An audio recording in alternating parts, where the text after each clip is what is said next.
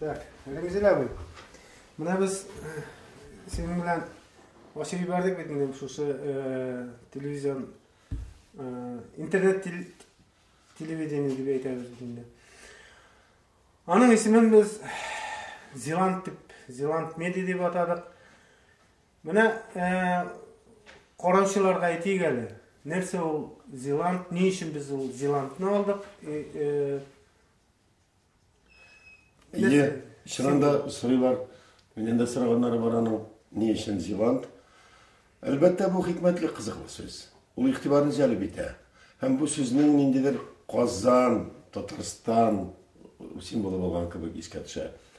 Бұл Қазанның символы. Заманында әлі ол Қазан губерниясының символы болған, һәм ол әлі Қазан ханлығында символы болған. Бұлғар жырларында да шундай символ болған. Хәтта Яуыз Иванда Қазанны алғаннан соң өзінің шушы Казанский царство деген печатінде шушы рәсімін төшерген.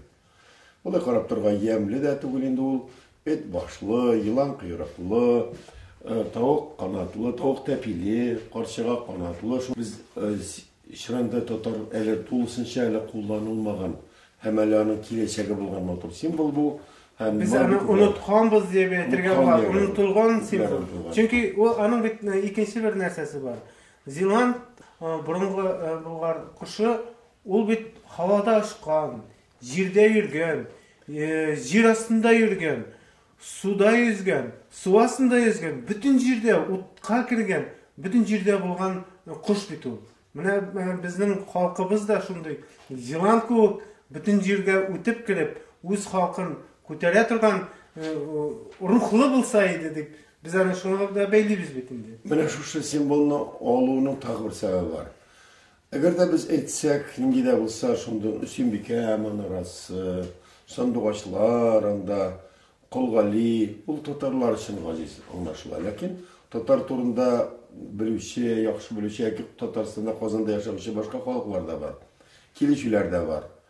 Зеланд деген сүзне урыслар һәм башка милләтләр дә белә, урыслашканнар да белә, чит илдә яшәүчеләр дә беләләр. Ниндидер шушы тамгасында беләләр аның.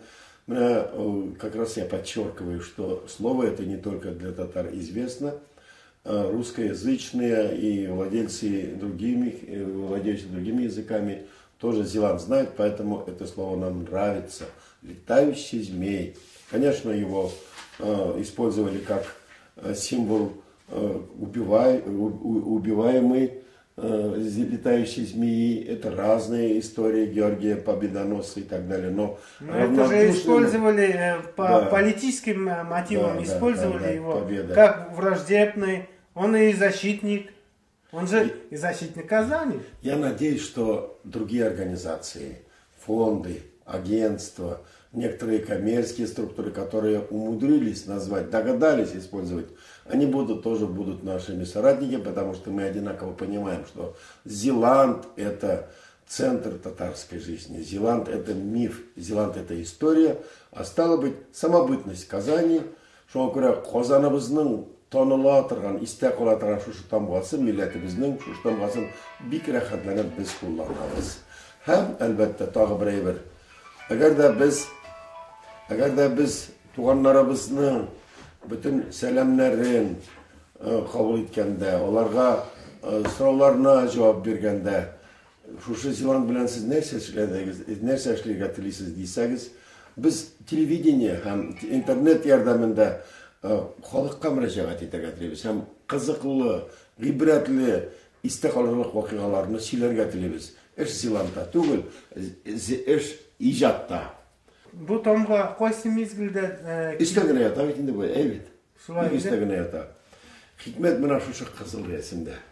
Шушы бүләк ителгән рәсем безнең идея бакчада, карамда күз төште көннәрдән бер көнне без уйлап утырганда, нинди исем таба дигәндә, кара әле. Шундый хикмәтле тамга без аны алыйк һәм аның шушы нәкъ шушы башкарылуы шундый матур, кызыклы Зеланд. Оча торган йылан булыр, әйдә хыялларыбызда да, тормышыбызда да шулай очып та йөрик, җирдән дә аерылмыйк.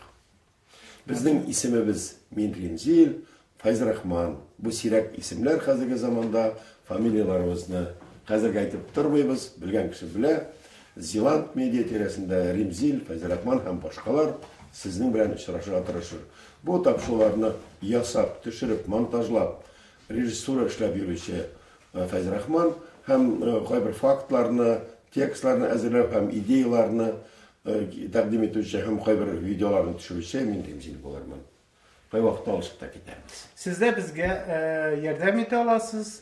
Belki нәрсәдер ошамый икән. Пожалуйста, ансында. Һәм без шушы шатырган елан янына без бик күп кызыклы, гыйбрәтле кешеләрне чакырып, теләсә нинди темага иң ачык мәгълүматларны бирәчәкбез, сөйләндерәчәкбез һәм бигрәк тә башкалар белми, сөйләми торган һәм тыела торган әйберләрне сөйләячәкбез. Мы будем говорить правду, иногда запрещенную, иногда забытую. Мы постараемся найти поучительные, очень полезные вам истории.